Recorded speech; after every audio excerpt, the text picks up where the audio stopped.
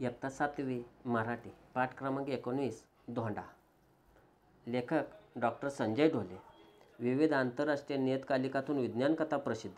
प्रतिशोध, प्रेमाचा रेणू, अश्मजीव, संकरित, अंतराळातील मृत्यू हे विज्ञान कथासंग्रह प्रसिद्ध. राजू हा खोडकर पण जिज्ञासूवृत्तीचा मुलगा आहे. त्याला वेगवेगळ्या प्रकारचे दगडधोंडे गोळा करण्याची आवड आहे. एके दिवशी रात्रीच्या वेळी राजूला एक अनोखा दगड मिळतो. या अनोख्या दगडाबाबतची माहिती आपण या काल्पनिक विज्ञान कथेतून जाणून घेऊया. राजू हा चौकस बुद्धीचा जिज्ञासू मुलगा, सतत काही ना काही उद्योग करणारा, खूप प्रश्न विचारणारा. 1/1 म्हणजे किती, 0/1 म्हणजे किती, यात फरक काय, सूर्याचं तापमान किती, असे प्रश्न विचारून भंडावून सोडणारा हा राजू. रस्त्यात त्याला काही नवीन वस्तू अथवा प्राणी दिसला म्हणजे तो त्यातच रमत असे. आजही शाळेतून येताना नेहमीप्रमाणे राजूचे मित्र पुढे निघून गेले होते. संधीप्रकाश अंधुक होऊ लागला होता. राजू एक एक दगड उचलून बॉलिंग करावी तसा फेकत रस्त्याने चालला होता. अचानक एक गुळगुळीत दिसणारा पण स्पर्शाला खरखरीत असा दगड राजूच्या हाती लागला. त्यानं तो नेहमीप्रमाणे फेकला, पण गरगळत न जाता उड्या मारत अपेक्षेपेक्षा खूप अंतरावर जाऊन थांबला. गाडीला ब्रेक लागावा तसा. राजूला आश्चर्य वाटलं. तो थोडा वेळ थबकला. जास्त बल न लावता फेकलेला दगड एवढ्या लांबपर्यंत कसा गेला? त्यानं दुसरा धोंडा उचलला. खूप जोर लावून त्यानं तो फेकला, पण पूर्वीच्या फेकलेल्या गुळगुळीत धोंड्यापर्यंत न पोचलेला पाहून राजू थोडा धास्तावला. त्याला काहीच कळत नव्हतं. हा अनुभव त्याला वेगळाच होता. काय करावं त्याला सुचत नव्हतं. कदाचित आपला हा भ्रम असू शकेल म्हणून त्यानं तो धोंडा पुन्हा फेकण्याचं ठरवलं. यावेळेस तो गुळगुळीत दिसणारा पण खरखरीत वाटणारा धोंडा त्यानं उचलून पूर्वीपेक्षा खूपच कमी बलानं फेकला. पण चेंडू जसा उड्या मारत जातो, खोडकर मुलं जशी उड्या मारत पळतात, तसाच तो पूर्वीचा धोंडा पूर्वीपेक्षाही उंच उड्या मारत गेला व थांबला. राजूला या नवीन धोंड्याची थोडी गंमत वाटली. एक नवीन खेळणंच आपल्या हाती लागल्याचा आनंद त्याच्या चेहऱ्यावर दिसत होता. हा धोंडा काहीतरी विलक्षण असल्याची जाणीव त्याला झाली. शाळा सुटून बराच वेळ झाला होता. अंधार दाटून आल्यानं हा खेळ राजूला थांबवावा लागला. तो विलक्षण धोंडा त्यानं उचलला. अजून काही वेगवेगळ्या प्रकारचे दगड त्याला गोळा करायचे होते. राजू घरी आला. घरी नेहमीप्रमाणेच त्याचं स्वागत होणार होतं. राजूचे वडील बाबा पाटील कडक शिस्तीचे आणि करारीही होते. घरी येताच बाबांचा करडा स्वर राजूच्या कानी पडला. राजू, कुठे होता इतक्या वेळपर्यंत? शाळा सुटल्यानंतर मी खेळत होतो. काय खेळत होतास? दगडधोंडे? बाबांचा वैतागलेला स्वर.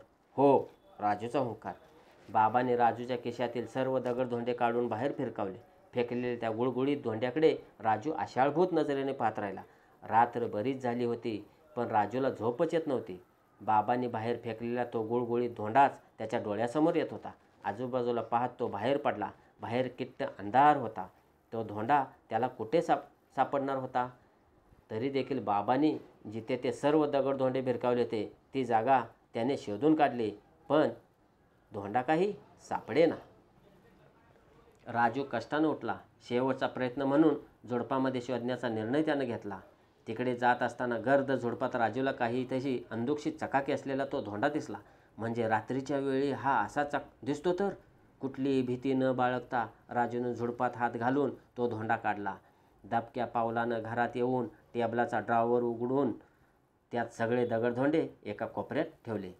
सकाळी उठल्यावर राजूनं टेबलाचा संपूर्ण ड्रॉवर उघडला.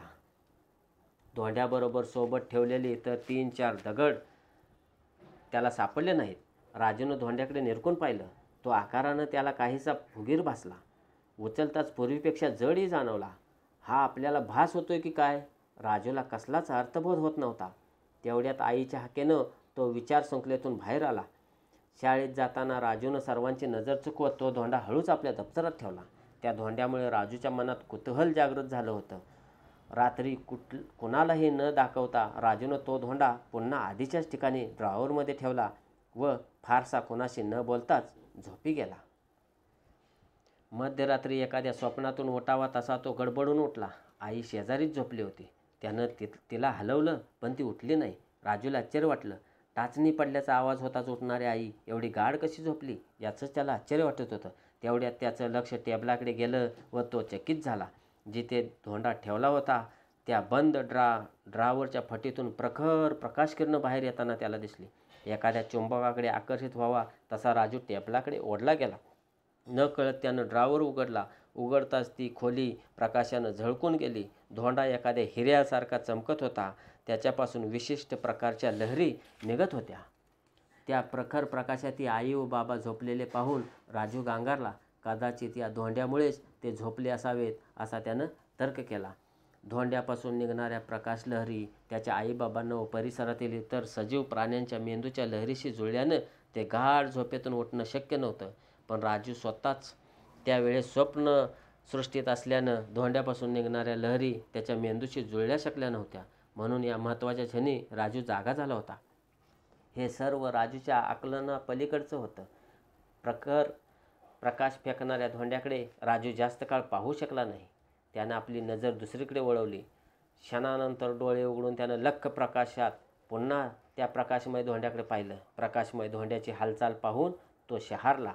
धोंडा वेडावाकडा होऊ लागला. त्याच्यापासून दुसऱ्या एका लहान धोंड्याची निर्मिती पाहून राजू घाबरला. दगडापासून दगड, त्याला काहीच सुचत नव्हतं. नुकत्याच जन्मलेल्या त्या लहान धोंड्याची हालचाल पाहून राजूला भीतीमिश्रित गंमत वाटली. छोट्या धोंड्याला स्पर्श करण्याचा मोह त्याला झाला, पण तो त्याने टाळला. 2 प्रकाशमय धोंडे त्याला आता स्पष्ट दिसत होते. धोंड्याचा प्रकाश हळूहळू लुप्त होऊ लागला तसा राजूच्या मेंदूवर झोपेचा अंमल चढू लागला. सकाळी उठताच रात्रीचा स्वप्नवत प्रसंग राजूला आठवला. तसाच वेगानं तो टेबलाकडे धावला. आत एक लहान व दुसरा मोठा धोंडा पाहून त्याचं हृदय धडधडलं. रात्री आपण जे काही पाहिलं ते खरंच असल्याची त्याची खात्री पटली. दोन्ही धोंडे त्याने खिशात टाकले. राजू शांतपणे आपली तयारी करून शाळेत निघून गेला. शाळेत येताना राजूनं शिक्षकांना, मित्रांना त्या धोंड्याविषयी सांगण्याचा प्रयत्न केला, पण त्याचा हा नेहमीचाच विचित्रपणा असेल म्हणून त्याने टाळलं. तो निराश झाला. कुणीच ऐकत नाही म्हटल्यावर त्याची जास्तच घालमेल होऊ लागली. तो अस्वस्थ झाला. त्याच दिवशी शाळेत विज्ञान मंडळातर्फे प्रसिद्ध विज्ञान कथाकार श्री अनिल घोटे यांचं व्याख्यान होतं. त्यांनी अंतराळासोबत परग्रहावरील जीवसृष्टीसंबंधीची कथा सांगितली. राजूनं त्यांची कथा बारकाईनं ऐकली. त्यानंतर राजूचा संपूर्ण दिवस अस्ताव्यस्तेत गेला. त्यातच त्यानं एक ठाम निश्चय केला. राजूच्या ठाम निश्चयाला त्याच्या बाबांचाही पाठिंबा मिळाला. राजूच्या शाळेतील पाटील सरांनी राजू व त्याच्या बाबांना प्रसिद्ध शास्त्रज्ञ डॉक्टर अनिल घोटे यांच्याकडे नेले. त्यानंतर काही दिवसांनी डॉक्टर अनिल घोटे यांच्या समवेत त्यांचे शास्त्रज्ञ मित्र डॉक्टर कसबे व डॉक्टर पंडित हे राजूच्या शाळेत आले. पाटील सरांनी शाळेतील सर्व मुलांना पाहुण्यांची ओळख करून दिली. श्री घोटे बोलू लागले, राजू अतिशय चलाक, चाणाक्ष व हुशार मुलगा आहे. कुठल्याही गोष्टीचा पाठपुरावा करण्याची त्याची नैसर्गिक प्रवृत्ती आहे. कुतूहलापोटी जमवलेल्या धोंड्याविषयी सांगण्यासाठी राजू 6 दिवसापूर्वी त्याच्या बाबाबरोबर माझ्याकडे आला होता. त्याच्या हातात धोंडे पाहून मलाही प्रथम त्याच्याविषयी शंका आली, पण पुढे धोंड्याविषयीचा अनुभव त्याने माझ्याजवळ सांगितला. त्यानं मी शहारलो. त्याच रात्री आम्ही प्रसिद्ध शास्त्रज्ञ डॉक्टर कसबे डॉक्टर पंडिताकडे गेलो. डॉक्टर घोटेने डॉक्टर दहीविषयी कटाक्ष टाकला. पुढचा प्रसंग तुम्हीच सांगा असा निर्देश करत डॉक्टर घोटे थांबले. डॉक्टर कसबे सांगू लागले, राजूनं सांगितलेल्या अनुभवानं आम्हीही चरकलो. आमच्या समोरच ते 2 धोंडे त्याने ठेवले होते. त्याच रात्री आम्ही संशोधनाला सुरुवात केली. हा तुमचा छोटा राजूही आमच्याबरोबर होता. त्या धोंड्यापासून आम्हाला धक्कादायक माहिती मिळाली. हे धोंडे दूरवर असलेल्या परग्रहावरील सजीव प्राणी होते. आपल्यापेक्षा कित्येक पटीनं बुद्धिमान असेच धोंडे अमेरिकेच्या एका प्रांतात सापडल्याची नुकतीच बातमी आली आहे. या धोंड्यामध्ये पृथ्वीवरील सजीवाबरोबरच निर्जीव वस्तूही गिळंगत करण्याची क्षमता होती. अगदी दगडसुद्धा. त्यानंच त्यांचा उदरनिर्वाह होत होता. पर्यायानं प्रजनन क्षमता वाढून त्याच्यापासून दुसऱ्या धोंड्याची निर्मिती होऊ लागली.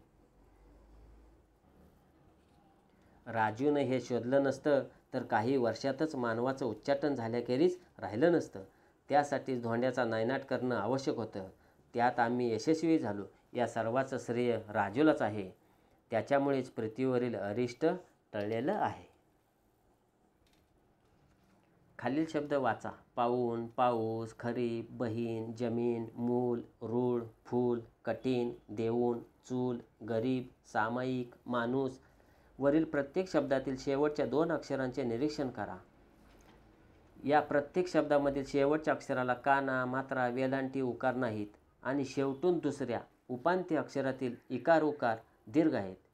जेव्हा मराठी शब्दातील शेवटच्या अक्षरांना काना मात्रा वेलांटी उकार दर्शवलेले नसतात तेव्हा शेवटून दुसऱ्या अक्षरातील इकार उकार दीर्घ लिहितात. व लक्षात ठेवा, तत्सम शब्दातील शेवटून दुसऱ्या उपांत्य अक्षरातील इकार व उकार संस्कृतमधील मूळ शब्दाप्रमाणेच ऱ्हस्व लिहितात. उदाहरणार्थ नुपूर, चतुर, मानसिक, गुण, मंदिर, कुसुम, तरुण, प्रिय.